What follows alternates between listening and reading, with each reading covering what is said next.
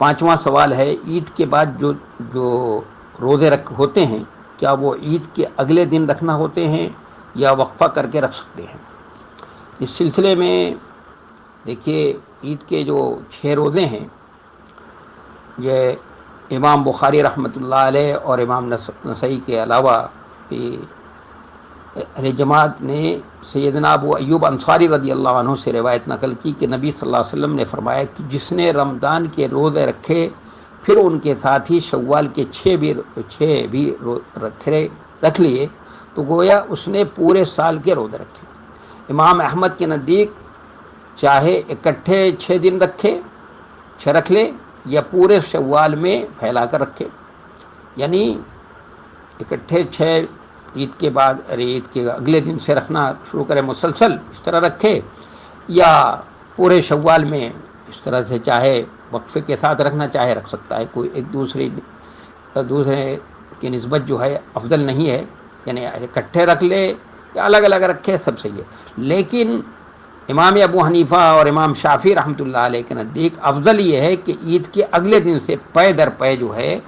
اس کو رکھنے کا اہتمام کیا جائے، جیسا کہ میں نے ابھی حدیث آپ کو سنائی کہ نبی صلی اللہ علیہ وسلم نے فرمایا کہ جو 6 روزے رکھے گا وہ گویا رمضان کے بعد 6 روزے رکھ لیے تو گویا ایک روزہ کے 10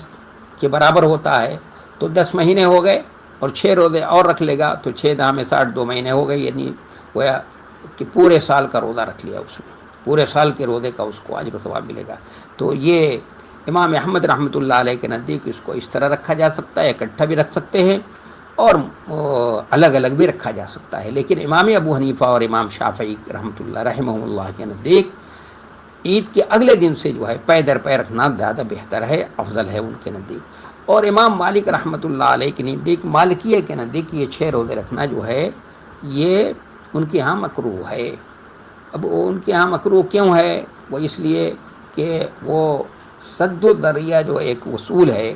اب کسی وقت موقع ہوگا تو میں اس کی وضاحت کروں گا، اس اصول کو وہ اصل میں اتنی کثرت سے استعمال کرتے ہیں کہ اس کی وجہ سے وہ غلط فہمی ہو گئی، اور انہوں نے ایک صحیح حدیث سے جو چیز ثابت ہے اس کو بھی کیا کیا ہے، اس کو بھی مکروہ قرار دیا گیا کہ یہ صحیح حدیثوں سے ثابت ہے کہ عید کے 6 روزے رکھنے کا آپ صلی اللہ علیہ وسلم نے حکم دیا ہے۔